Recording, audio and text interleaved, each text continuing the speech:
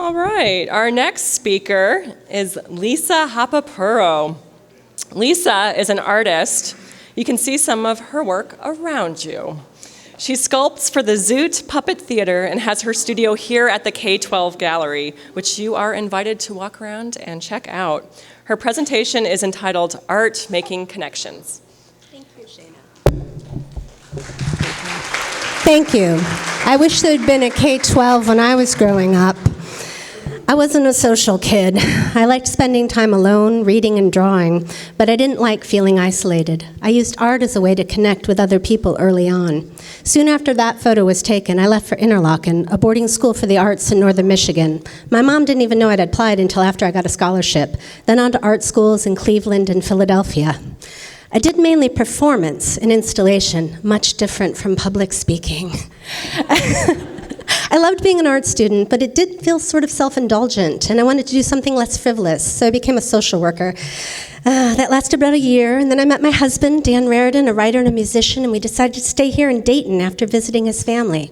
The Dayton Visual Arts Center had just opened, and I made this when I was their first artist in residence at the Biltmore. My mom had died unexpectedly around her 50th birthday, and I hadn't done figurative sculpture up till then, but it seemed really necessary for me to start making the body.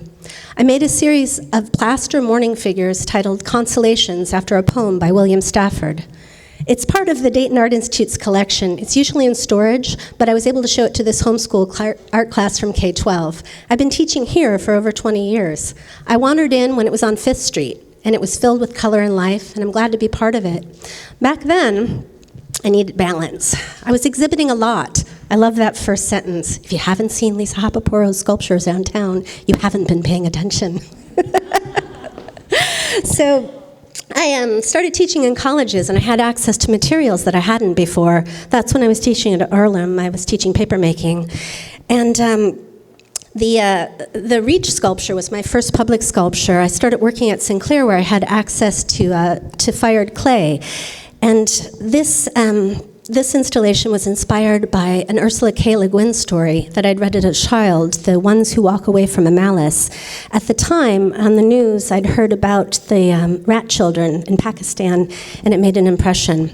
This one's from an A.S. Byatt story called Stone Woman. It's carved limestone and fused glass insets. I made that when I taught at Wright State. I really liked teaching college level, and when Ohio passed a law that said I had to get my master's degree in order to continue doing that, I chose Cranbrook, an idyllic, elite community about 20 minutes and a world away from Detroit. In this performance, I pitched the idea that you could escape from the ugly realities of life by keeping your own little world handy. It was really lovely from the inside, but even though you looked pretty ridiculous from the outside. The art world seemed just a little too insular, and I realized that I needed to widen my sphere of community. I started my portrait project in order to engage with people and to communicate the idea that art, for me, was not so much about the product, but about my love of the process. I took my portable studio around town. I wanted to share the sense that I get of absorption and focus. If you stop to talk, I invited you to model. The portraits were sort of like souvenirs. I gave them to the models during urban nights at DVAC. It was fun seeing all those people carrying their portraits and talking to each other. About 50 people lent them back to me for a reunion exhibit later at the Reich Center in Columbus. All that public sculpting led to an invitation to be the sculptor in residence at the St. Gaudens National Historic Site. Augustus St. Gaudens was a preeminent 19th century sculptor who lived and worked in this incredibly peaceful, beautiful studio in Cornish, New Hampshire, and the U.S. Park Service paid me to do the same. My brother had recently died, and I ended up spending those 5 months making a memorial for him. I worked first in clay. It's called the clay model, and then you make a mold from that, which I still have. I'm going to cast it in gravel and sand when I'm the artist in residence at the Porcupine Mountain State Park in Upper Peninsula of Michigan. That one is a cast of Gampi, a Japanese paper. I could lift that 12-foot cast sculpture by myself.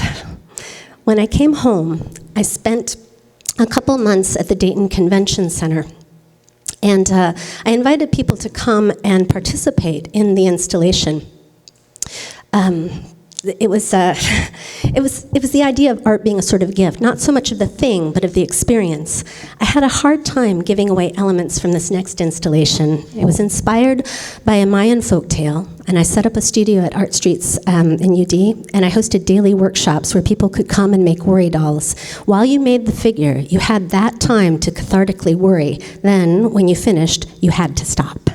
You could do another if you wanted. I did lots of worrying. I continued to do more open studio projects and to involve others. Here's their volunteers making memorial flowers out of plastic scraps as part of the Wegerson Foundation's Branching Out project. I took that flower cart all over town and made sculptures in various locations. They were the canal men. They lay in those reflecting pools that symbolize the canals where Patterson Avenue is now. Then they were at Carillon Park in the old locks. I was fascinated by their story. The canal was called the longest graveyard. It said there was a dead Irishman for every mile dug of it. The trains made it obsolete before it was even finished. I like working figuratively. It's accessible. It tends to draw people in. With the caryatids, I had help from a crew of inmates from the Montgomery County Courts program, which I work with through K-12. Sometimes the line between my work and what I do for K-12 gets blurry. I really like being part of a collaborative team, and I enjoy being here. I also enjoy working with the Zoot Theater Company. I started helping Tristan Cupp, the artistic director, on one of their first productions, Moby Dick. And I've done a lot of the puppet carving and modeling since. You can see some of their sculptures here, and they have a production at Sleepy Hollow coming up. Art can be contradictory. Making gives me a reason to hole up in my studio, and it can force me out of my comfort zone. I started my current project, Absence, at Sideshow 8. I've always loved participating in that venue, but it can be a bit overwhelming for me. So I made this nook behind the screen where a few people at a time could come in. I gave away seeds for milkweed plants attached to paper butterflies that people could customize. I'll be doing another version at the Rosewood Center in December. It was meant to draw attention to the plight of the monarchs, but when I'm in my studio doing this wonderfully tedious process, I think about the metaphors for butterflies, change, birth, hope, and about what my focus on the negative space means.